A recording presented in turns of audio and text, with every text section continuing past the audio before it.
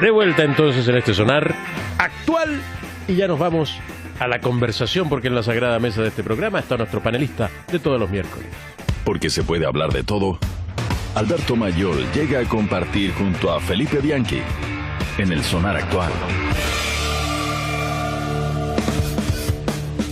¿Qué tal, Alberto Mayol? ¿Cómo le va? ¿No le pusieron hoy día su himno? No, le pusieron mi música qué especial. feo, qué feo. Hueso le damos una segunda oportunidad para que ponga el himno de Alberto Mayol que lo ha catapultado a las más altas montañas. Yo quería ser mayor, quería ser mayor. ¿Sí? Estaba sonando en una radio. Dijiste, me llaman. Como el boxeador ante la campana. Soy yo. Ahí está entonces, con el himno de Alberto Mayol. En una semana, Alberto, ¿qué te dijera yo? Un tanto compleja para la imagen del Congreso, ¿no? Vivimos esta semana los comentarios, las declaraciones de la benemérita Camila Flores, con su idea de que la gente ya se ha salido casi en masa de la ONU, algo que además es imposible en la práctica. Vivimos una vez más una patochada del diputado Urrutia, burlándose de la representante mapuche ayer en la conversación, llamémoslo así, con Chadwick.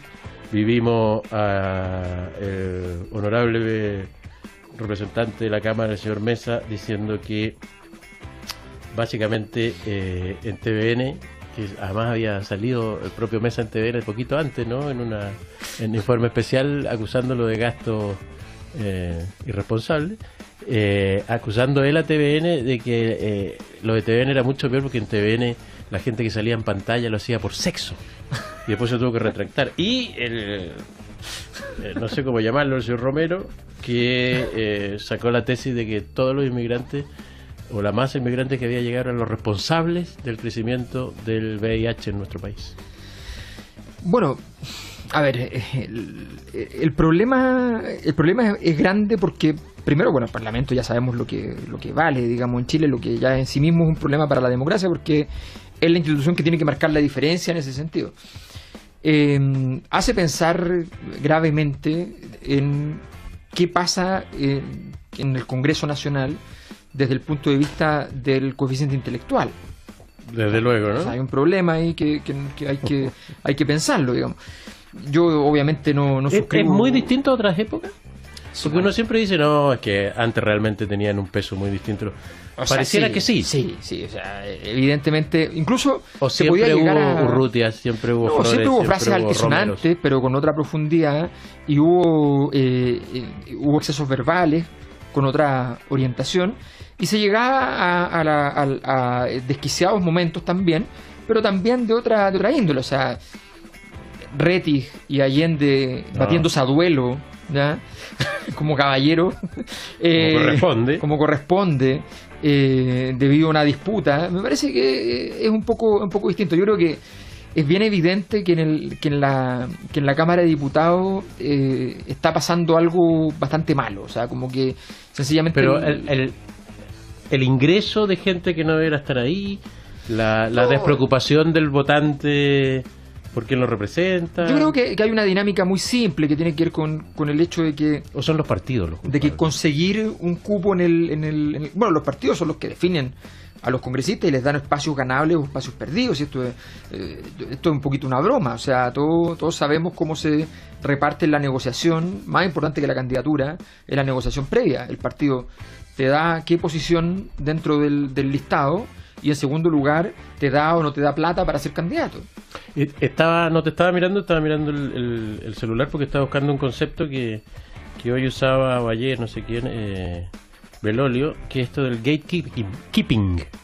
¿Jaime Belolio o Cristóbal? Cristóbal. Cristóbal. A propósito de que en otras realidades los partidos se guardan la posibilidad de decir, ¿sabe qué? Usted realmente nos está haciendo mal como partido, querido colega. Sí. Y lo llaman a terreno o lo sacan del cargo directamente. Bueno, porque se entiende que efectivamente, o sea, cuando el cupo es más ideológico, se entiende que el partido no es que no es una oficina de colocaciones, sino que efectivamente hay un contenido ideológico. Entonces cuando ven que esto se sale del discurso ideológico básico, mínimo, o de la moral mínima, lo llaman y le dicen, mire, momentito, qué sé yo, guárdese, espere. Y nosotros estamos perdiendo esa parte porque no accedemos a la oficina de, qué sé yo, de Renovación Nacional o de la UDI, o no pasa esto. Pero perdóname, Renovación Nacional licitó 3 cupos de parlamentarios a los evangélicos. O sea, ¿de qué estamos hablando? La licitación no es económica. Les da lo mismo, mientras que el cupo está basada efectivamente en prebendas políticas, en la articulación política en el mundo evangélico, en que en la radio de los evangélicos, que antes era una radio cultural de música chilena, ¿ya? En la radio de los evangélicos yo escuchaba que estaban en medio yo los escucho los oficios evangélicos. ¿Por gusto o por escuchar al enemigo? Me encanta escuchar toda la gente que tiene como estilos discursivos extraños, digamos. Entonces, por una cuestión de vicios de escritor frustrado, entonces me escucho ahí la cuestión. Y hay uno que es muy bueno, que es un ex carabinero. Muy bueno, muy entretenido. Entonces, y gritaba, vendrán tiempos mejores. Y empezó, sí, claro. Campaña publicitaria. Claro. Entonces tú dices, bueno, pero de eso estamos hablando. Entonces, claro, cuando tú... Y además, a la gente le parece fantástico que el cupo sea de la persona y no de los partidos. Cuando tú... El control que tiene en una democracia es que efectivamente el partido pese algo y tenga algo... Y le parece muy mal a la gente que de repente el partido le diga, no, usted no puede votar así, tiene que votar así. Y que haya orden de partido. Obvio, y yo me he pasado muchas veces que se instaló alguna vez este tema, qué sé yo, y me llamaban de radio y yo decía, bueno, es obvio que haya voto de partido. O sea, hay cosas donde el partido no tiene una doctrina y esas cosas las deja pero llama la atención, por ejemplo, que qué sé yo, el presidente de Renovación Nacional salga de inmediato a recriminar, por ejemplo, actuaciones de gobierno respecto de los carabineros, casi como un vocero de la Fuerza Armada, y sin embargo, ante los dichos de Romero, no sé qué, no diga nada. Bueno, es que justamente porque es la falta de una línea política. Si finalmente eso es lo que pasa en Chile, no hay línea política, y no hay línea política, yo te diría que no es solo por la precariedad de la política, sino porque no se entiende cognitivamente, o sea, ampliamente intelectual, la importancia de una línea política para tener un proyecto en el futuro. O sea, Sebastián Piñera, un tipo muy inteligente, no es capaz de entender que la razón por la que él puede vivir fluctuaciones de aprobación tan enorme, porque es un tipo que puede pasar de un mes a tener 60, 30, vuelve a 60, o sea, eso tiene que ver justamente con que él se juega todo en cada maniobra, y eso revela que entonces él no tiene una identidad política. Y esa construcción... Caso emblemático lo que hemos vivido esta semana con el tema de los... O sea, lo que le pasa ahora... venía... Hace 2 meses estábamos hablando de que Piñera tenía para adelante el camino corrido, que había logrado superar los tiempos malos y estaba impecable, y venía... Ahora el único riesgo era el tema económico, y de repente pasa un evento, ¿ya? Y sencillamente se desploma todo alrededor. Entonces, eso no tiene que ver con solamente la magnitud del evento. Estamos hablando del caso Catrillanca. Del caso Catrillanca. O sea, no nos vamos a engañar. La cantidad de comuneros mapuches muertos en manos de policías chilenos, ¿cuántas veces? En distintas etapas de distintos gobiernos. Y en gobiernos recientes. Ya, pero lo que me interesa a mí es el tema de Piñera, por ejemplo, apostando a esta salida de Chile o esta no firma de Chile del convenio de migración, que alguien calculó que le iba a dar más votos. Lo triste y lamentable es que parece que es cierto. Esto ¿no? Es como sí, posiblemente, pero son votos de una semana. O sea, a ver, esto es como cuando tú eres un padre de familia y llamas a tu hijo, a tu hija, y por alguna conducta le dices, discúlpame, pero no te estás respetando. ¿no? O sea, lo que hay que decirle... Terrible. Para el joven ya es terrible. Claro. Es peor que pegarle un... Bueno, lo que podemos decirle al presidente Piñera, el presidente no se está respetando. O sea, cuando alguien, por la razón que sea, tomó una decisión de que va a aprobar porque si hubiese dicho desde el principio que no, claro, bueno, es otra cosa, es otra historia. Pero mandó Bao Sandón, que es el antimigrante número 1, y lo firmó, no iba a firmarlo, lo firmó. Y de repente le dicen, oye, pucha, disculpa, estaba en el hotel seguramente, ¿no? Y le dicen, no olvidó llamarte. No creo que haya estado en el museo, digo. Entonces, oiga, ¿sabéis qué? Pucha, es que no vamos a suscribirlo. Él habría estado feliz de no suscribirlo, pero había ido a suscribirlo porque era la línea del gobierno. Bueno, y era la posición que en un discurso público había adoptado Piñera en la ONU hace 6 meses. Exacto, y hay 3 tesis respecto a por qué no. Y cualquiera de las 3 es no respetarse. Una que lo llamó, no Trump seguro, sino que el tercer secretario del 5º ministerio, para decirle al gobierno chileno... ¿Estás con nosotros o no estás? Oye, ¿están acá o no están? Ya, esa es una hipótesis. Es muy feo y no te estás respetando si lo aceptaste. Tesis 2, que había que darle un dulce a la derecha más radical porque había sacado al golpe de la Araucanía. ¿Ya? ¿Ya? Entonces, tampoco te estás respetando porque estás tomando una decisión de política exterior a partir de una cuestión que tú tienes que... Deja hacer un pequeño paréntesis. ¿Tú crees de verdad que hoy la derecha más tradicional, la antigua, digamos, sí, a eso te refieres, a la conservadora, será tan anti-inmigración? O más bien el fuerte de ese discurso está en el mundo evangélico, está en el mundo... Yo creo que esa a ver... En el mundo popular, no ideológico. ¿Dónde está eso? Porque yo creo que esa derecha tradicional, propiamente tal... Yo creo que siempre con muy buenos ojos la mano de obra barata, para ser bien dramático en el comentario. Sí, y también tenía esta cosa de que no iba a ir nunca contra el cristianismo. Que pasa, esa es su línea política. ¿Ya? Y no hay nada menos cristiano. O sea, la primera cuestión del cristianismo es la cuestión de los migrantes, porque por de pronto el pueblo judío es un pueblo inmigrante. O sea, entonces... Y no le haga al otro lo que no quieres que te haga a ti, que es la frase que resume, según los propios católicos, su manera de vivir. Entonces, de verdad es una cosa loca, digamos, pensar en eso. Yo creo que efectivamente un Sergio Nofre Jarpa no habría entrado en este juego, ¿no? Y en tercer lugar, la tercera hipótesis... Un Fra Rasuri que veía contar, bueno, que fue el iniciador de la llegada... Yo no entiendo por qué no traen paraguayos. De los hermanos paraguayos, claro. Sí. Y la tercera hipótesis que se ha dicho es que eventualmente hay algún abogado ahí que dijo, mira, esto a la larga nos va a traer problemas porque como estamos en la negociación de la ley interna, con estos requerimientos externos, como que se puede empezar a chocar. Se pueden cruzarse. Esa es la buena tesis, digamos. O sea, esa es la mejor tesis, la tesis que yo siempre digo. Yo he trabajado mucho con abogados y muchas cosas, me tocó trabajar en la quiebra de la U, que es puro abogado. Entonces, tú al abogado tienes que escucharlo. Y rápidamente debes desescucharlo. ¿Ya? Lo tienes que considerar porque tienes que tener la prudencia. Pero luego de eso tienes que sentarte y decir, bueno, ok, pero yo por una formalidad voy a perder mi línea política. No. ¿Ya? Porque entonces hay un punto que tú tienes que decir, ya, ok, pero yo no puedo vivir esperando que el abogado me dé el visto bueno. ¿Ya? Entonces, bueno, no. En el caso que tuviera línea política. En el caso nuestra tesis es que el gran problema es que no hay.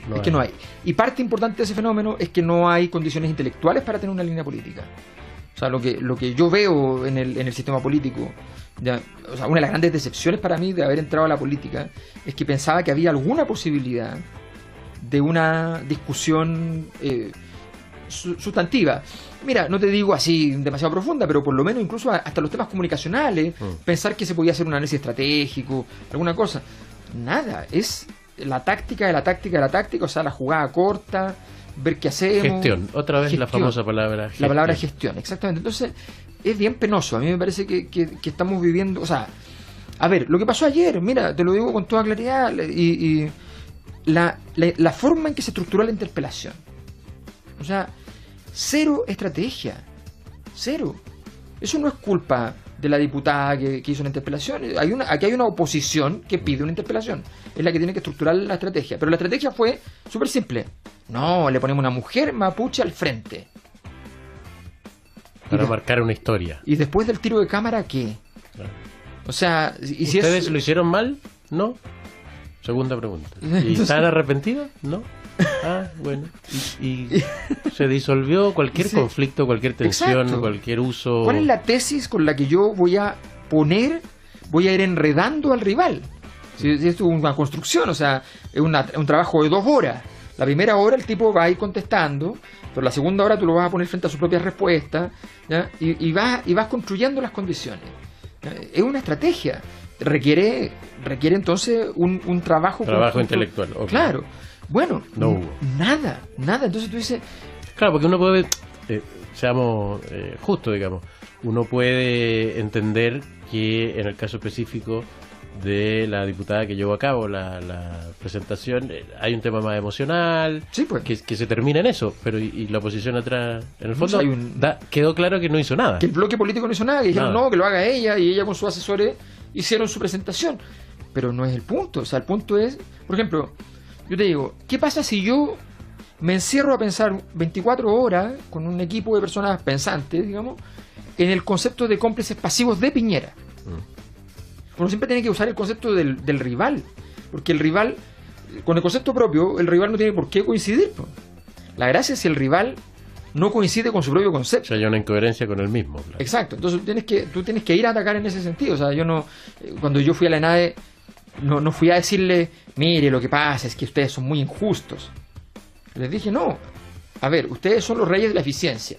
Analicemos Chile como país eficiente y veámoslo. Entonces, y eso se cae a pedazos. Entonces, veámoslo así, pero vamos a hablar, estamos hablando con otro. O sea, además es un acto de respeto. Entonces, vamos a hablar con esa persona que estamos interpelando y es alguien importante. Tenemos que, con respeto, llegar con el nivel suficiente. Hablemos de los cómplices, de la complicidad pasiva, de la complicidad activa. Hablemos de las otras formas de entonces de estar, de ir apoyando o no apoyando de alguna manera delitos, de procurarlos y después quitarle la... Porque aquí el tema de fondo es ese. Es que aquí hay alguien que creó intelectualmente la idea que había que poner una policía intensamente en la zona. Porque había una guerra. Porque había una guerra. Algo que ya escuchamos. Y una policía militarizada, historia, ¿no? Y una policía preparada en Colombia. Esa es la tesis. Y esa tesis fracasa. Y esa tesis es del ministro. Ese es el tema central. ¿Cómo calificamos esa culpabilidad política, que no es una culpabilidad penal, evidentemente? ¿No? ¿Cómo calificamos esa culpabilidad política? A menos que se descubra que él dio una instrucción específica de disparar en caso de... Pero, ¿cómo declaramos esa culpabilidad específica? ¿Cómo le llamamos? Tenemos que ponerle un nombre a ese acto. ¿No? Piñera tuvo en su momento la genialidad de ponerle un nombre a la acción de la derecha civil en la dictadura. Cómplices pasivos. Cómplices pasivos. ¿No? Formidable, nadie lo sacó al pizarrón para decirle, oiga, pero usted hacía negocios con esa derecha, vivía del modelo económico, defendía ese modelo económico, nunca dijo nada. O sea, cuando él les invitado a Asado Gigante el año 80, mientras estaba en el Banco de Talca, y él explica este nuevo modelo económico que está llegando a Chile, y dice la nueva economía, y qué sé yo, los Chicago, los de Harvard, todo lo estamos haciendo, y esto es nuevo y es muy importante y es muy valioso. Podría haber dicho, mire, en todo caso, aquí hay cosas en Chile que no me gustan y qué sé yo, pero digamos que esto está bien. Por último, cosas que no me gustan, no estoy pidiendo, eso lo hizo hasta Milton Millas en Chilevisión.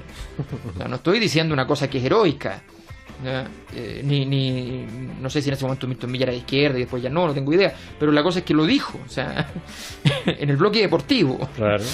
Había espacio para decirlo. Entonces había un espacio. Para tomar ese riesgo. Claro, pero él no lo dijo. Entonces también había cómplices pasivos de segundo orden, quizás, no tengo idea. Pero aquí había forma de construir algo y sencillamente no se hizo. Se perdió esa opción. Escuchamos un poco de música y seguimos conversando con Alberto Mayol en este Solar Actual, y nosotros seguimos conversando con Alberto Mayol. Hay países dentro de sus conocimientos sociológicos, históricos, que tienen herramientas para que la gente pierda sus cargos en el Congreso, que es algo que se ha conversado mucho en estos días a partir de una serie de pilatunadas o de mal uso del cargo. Hay países como en Chile donde solamente una situación judicial, penal, podría hacerte perder el cargo, y hay países donde efectivamente hay situaciones políticas que podrían significar el retiro de las condiciones. Claro, dejemos de un lado lo judicial, claro. Porque, claro, un ladrón o alguien que le pillan algo, ok. Pero por mal uso ideológico del cargo. Por un uso, claro, por mentir, por ejemplo. Por mentir, por estar negociando en privado cosas, políticamente hablando, cosas que no están discutidas con todo su partido. O sea, está lleno de condiciones en las cuales las democracias parlamentarias, que son los países que tienen un parlamento, no olvidemos que hay países donde solo desde el parlamento salen los ministros, por ejemplo.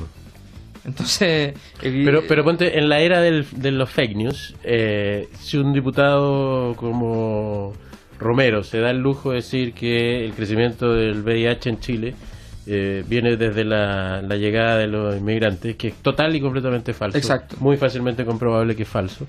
Desde luego, un solo dato: el crecimiento explosivo del VIH tiene por lo menos 8 o 9 años en Chile.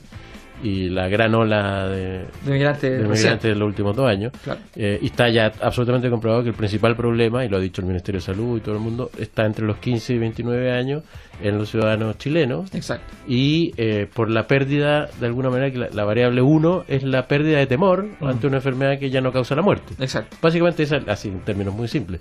Entonces, cuando alguien miente, por la razón que sea, por ignorancia, por tratar de instalar un punto falso, no sé qué.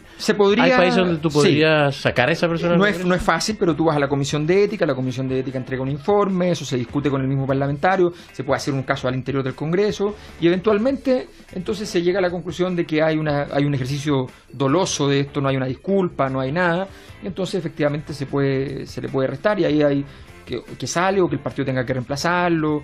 O Camila Flores diciendo que la gente se está yendo de la ONU, lo que también es completamente falso. Es que, mira, bueno, evidentemente, o sea, imagínate semejante cosa, o sea, la gente no se ha ido de la FIFA, ¿no?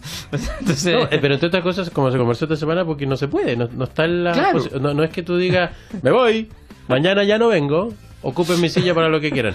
No existe eso en la ONU. No es una herramienta posible. No, y además pensemos un poco lo que significaría una cosa así. O sea, significaría que no hay las condiciones cuando tú te restas de herramientas. O sea, cuando la política empieza a jugar el juego de quitarte las herramientas en vez de crear herramientas nuevas. Y tú tienes un conjunto de herramientas, tienes un set de herramientas dentro de los cuales está Naciones Unidas. A veces te convendrá, a veces no, pero es parte de tus herramientas. Si esto, si no te lo digo desde la izquierda ni nada, está lleno de cosas de Naciones Unidas que complican a la izquierda. Naciones Unidas para la izquierda muchas veces es más parte del problema que de la solución en muchos aspectos. Pero, a ver, tener una asamblea donde tú puedes estar hablándole a todo el resto de los países, ¿ya?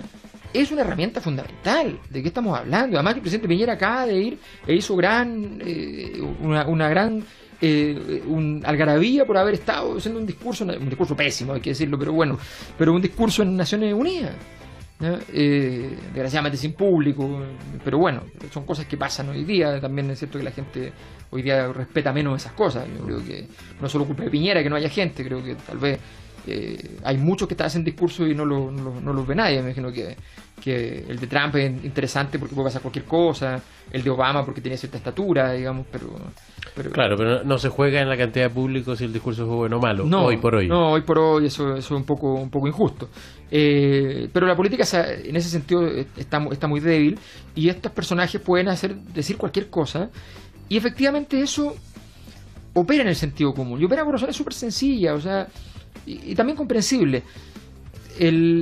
La sociedad es incomprensible. La complejidad que tienen los fenómenos migratorios son cosas que son incomprensibles. ¿Por qué tanto? ¿Por qué todos para acá? ¿Por qué tendríamos que nosotros? Entonces, bueno, no se entiende, ¿no? Y nos imaginamos cosas, además que nosotros pagamos todas las cosas que ellos hacen. El tipo que llega, trabaja, paga impuestos. Pero o sea, hoy día el gobierno español acá anunció hace 2 meses que hoy día gran parte de lo que se está pagando de pensiones en España es gracias a los migrantes, que los migrantes producen esos impuestos y están pagando las pensiones con eso. Entonces las pensiones que ya se gastaron varios con no trabajar nunca en los últimos 30 años, por ejemplo. Bueno, claramente, claro, con trabajos de 15 años, de 20 años, donde te podías jubilar y qué sé yo. Bueno, la verdad es que aquí hay un enredo que tiene que ver con el hecho de que la gente quiere una explicación simple y hay gente impúdica o incapaz que está disponible para dar una solución extraordinariamente simple, mentirosa, falsa, pero que funciona. Y eso, desgraciadamente, es parte de la política con la que estamos viviendo. Ahora, se conversó mucho en la última hora, porque es bien interesante esto de que hay algunos medios, increíblemente, por ejemplo, La Cuarta, que uno podría esperar que no entrara en eso, que se han puesto a tono con lo que están haciendo otros medios afuera, más modernos, de países más avanzados en términos de desarrollo informativo, con esto de en el momento de informar sobre algo, de inmediato hacer ver que hay un error o una contradicción, así que se ponía como ejemplo justamente los Romero, que decía, sin pruebas, diputado Romero acusa a la migración de hacer crecer el VIH. Que es algo nuevo para nuestro país, ¿no? Sí, yo creo que ese mínimo ¿ya? es un buen activo. Tiene que ser, o sea, tiene que haber una oficina en los medios cuando quieran hacerse que dé una cierta garantía también. O sea, digo, a mí me pasó que en campaña dije un par de cosas respecto al tren de alta velocidad entonces me mandaron una serie de cosas que iba a salir el domingo en el polígrafo del Mercurio. Y yo se las contesté todas. Y no lo sacaron. Entonces, claro, si te están preguntando es porque lo vaya a publicar. O sea, no porque quería encontrar al que mintió y tú elegir al que dijo la verdad. Entonces, hay ciertos niveles de pero yo creo que eso es un camino que va más para adelante que para atrás, sin duda. Que se haya iniciado al menos, es una buena noticia. Y que la Cuarta esté caminando para allá, por ejemplo, me parece formidable. O sea, ahora la Cuarta ha tenido una gran crisis de sentido también. Sí. Porque ¿qué es hoy la Cuarta? Porque el problema del feminismo es que le quitaba una de las gracias de la Cuarta era su insumo machista cultural, ¿no? Que servía para comprender el mundo. Es complejo sin esa base. Dejar de tener esa opción. Sí, pues. Claramente. Alberto Mayol, muchas gracias por haber venido hoy al programa. Muchas gracias, conversaremos de nuevo el próximo miércoles. Ojalá gracias. Con una semana donde haya menos declaraciones absurdas y llenas de ignorancia en el Congreso, ¿no? Ojalá sea así.